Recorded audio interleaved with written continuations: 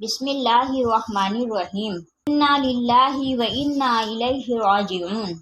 پڑھنے کے فضائل و برکات۔ انا للہ و انا الیہ راجعون پڑھنے سے کیا ملتا ہے؟ انا للہ و انا الیہ راجعون پڑھنے کی فضیلت کیا ہے؟ انا للہ و انا الیہ راجعون کتنا پاورفل ذکر ہے۔ جب کسی انسان کا بچہ فوت ہو جائے اور وہ شخص غم سے نڈھال ہو کر صرف ایک مرتبہ انا للہ و انا الیہ راجعون پڑھے تو اللہ اسے کیا انعام دیتا ہے۔ امتحانات یا کسی ایک انٹرویو کے دوران گھبراہٹ اور وسوسے پیدا ہونے لگیں تو انا للہ و انا الیہ راجعون کو گھر سے نکلتے وقت ویڈیو میں بتائے گئے طریقے سے پڑھ لیں گے تو امتحانات نہ صرف پاس کر پائیں گے بلکہ بہت اچھی پوزیشن حاصل کر لیں گے۔ انٹرویو کے دوران گھبراہٹ سے بچنے کے لیے انا للہ و انا الیہ راجعون کی تسبیح پڑھنے کا طریقہ بھی آج کی اس ویڈیو کا حصہ ہوں گے۔ ویڈیو بہت خاص ہے، اس لیے انا للہ و انا الیہ راجعون پڑھنے سے کیا ملتا ہے؟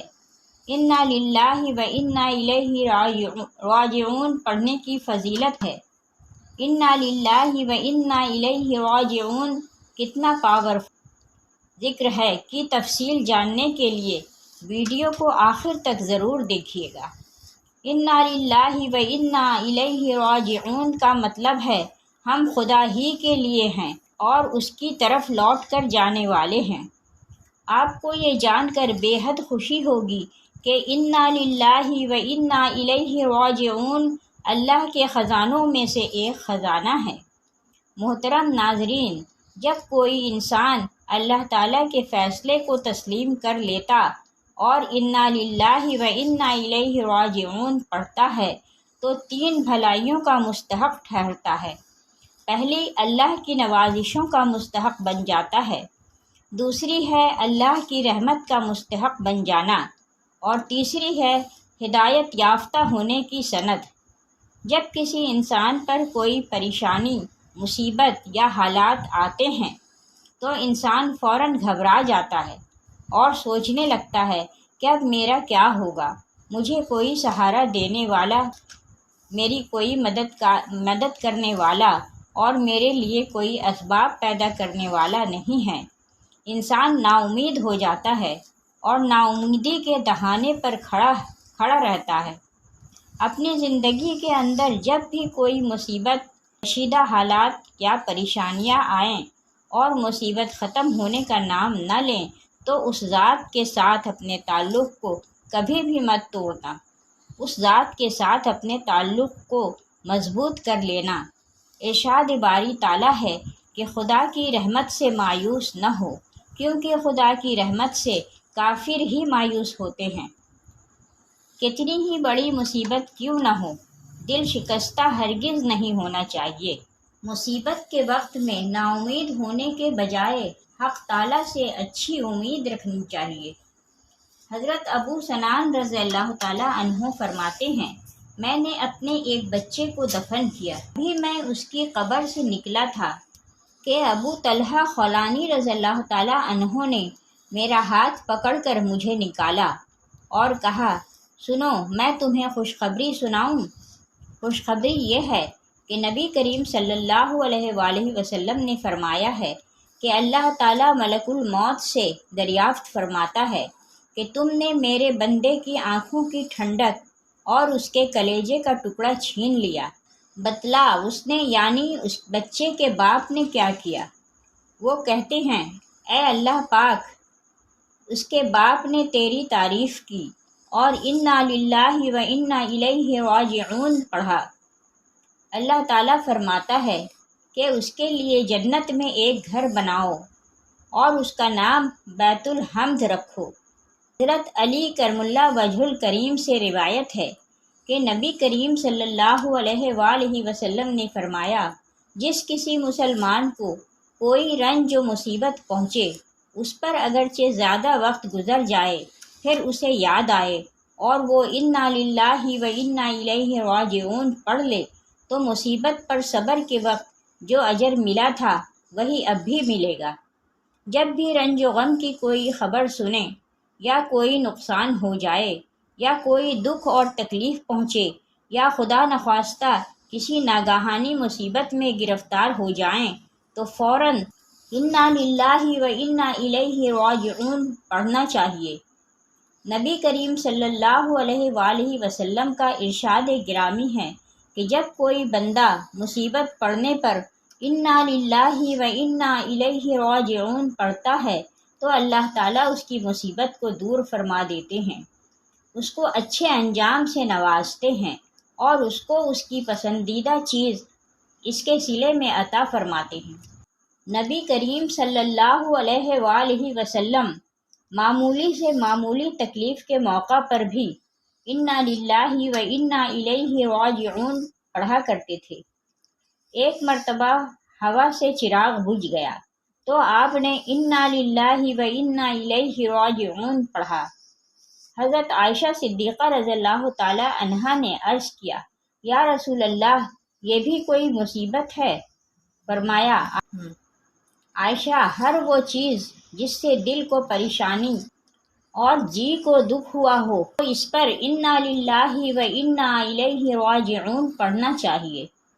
نبی کریم صلی اللہ علیہ وآلہ وسلم ارشاد فرماتے ہیں، جو بندہ مصیبت کے وقت گھبرانے اور چلانے اور رونے کے بجائے انا للہ و انا الیہ راجعون پڑھتا ہے تو اللہ تعالیٰ دنیا میں اس کو اس نقصان کا بہترین بدلہ عطا فرماتا ہے اور آخرت کے لیے اس کا اجر و ثواب جمع کر لیتا ہے۔ ایک مرتبہ نبی کریم صلی اللہ علیہ وآلہ وسلم کے نال مبارک کا تسمہ ٹوٹ گیا تو آپ نے انا للہ و انا الیہ راجعون پڑھا۔ صحابہ کرام رضوان اللہ تعالی علیہ اجمعین نے عرض کیا، یا نبی کریم، یہ بھی کوئی مصیبت ہے؟ نبی کریم صلی اللہ علیہ وآلہ وسلم نے فرمایا کہ مومن کو جو امر ناگوار پہنچتا ہے وہی مصیبت ہے۔ یہ بات حق اور سچ ہے۔ گمشدگی یا مصیبت کے عالم میں اس آیت یعنی کہ انا للہ و انا الیہ راجعون کو پڑھا جائے تو اللہ کریم ضرور مدد فرماتے ہیں۔ راستہ بھٹک جانے پر راستہ مل جاتا ہے، اس آیت کو علم کے طور پر بھی پڑھا جاتا ہے اور گمراہی سے بچنے کے لیے بھی بزرگان دین کا یہ معمول کا وظیفہ ہے جو وہ نفس کی سرکشی سے بچانے کے لیے بکثرت پڑھتے ہیں۔ خاص طور گمشدہ اشیاء کی تلاش میں پریشان ہونے والوں کو پڑھنا چاہیے۔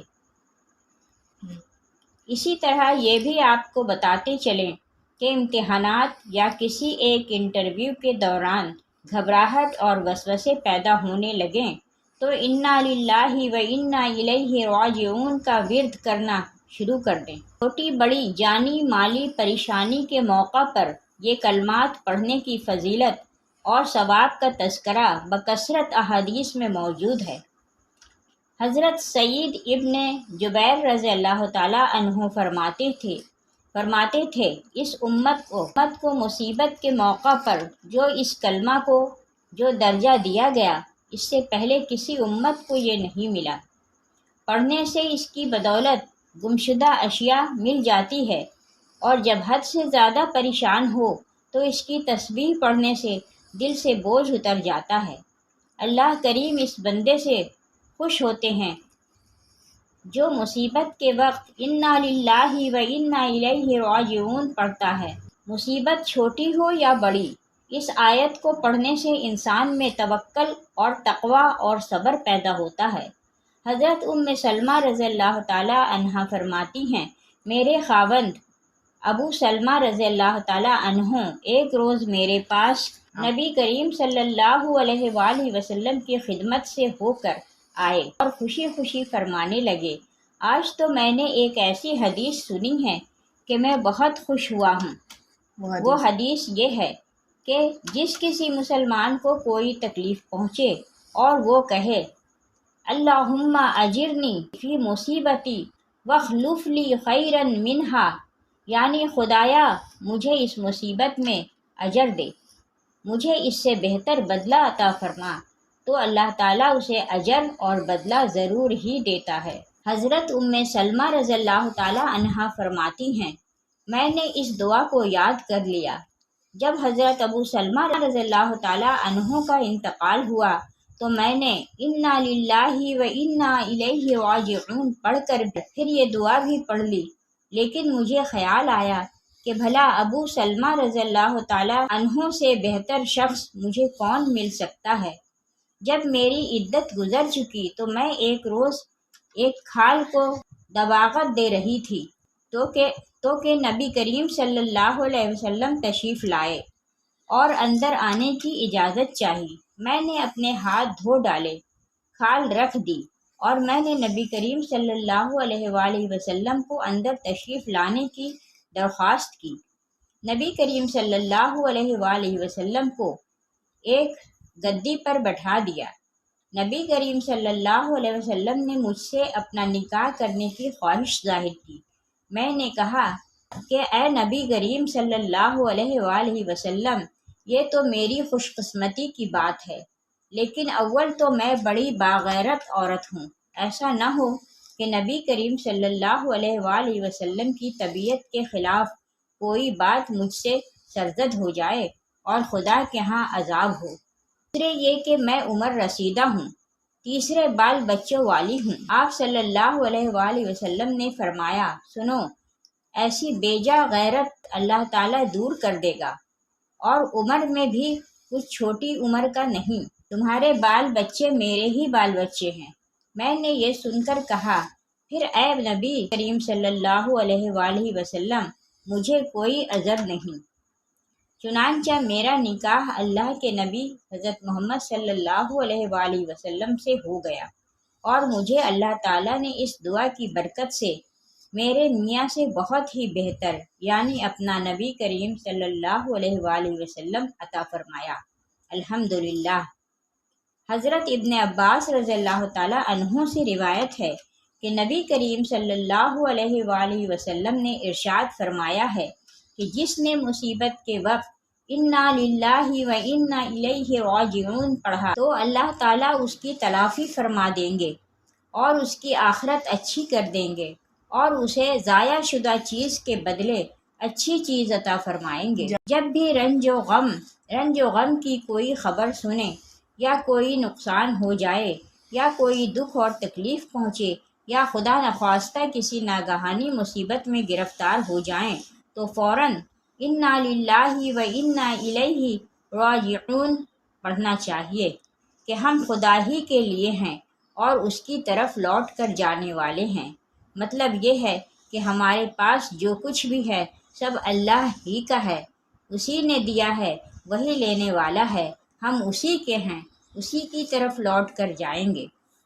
ہم ہر حال میں اللہ تعالیٰ کی منشا پر راضی ہیں، کیونکہ اس کا ہر کام مصلحت، حکمت اور انصاف پر مبنی ہے۔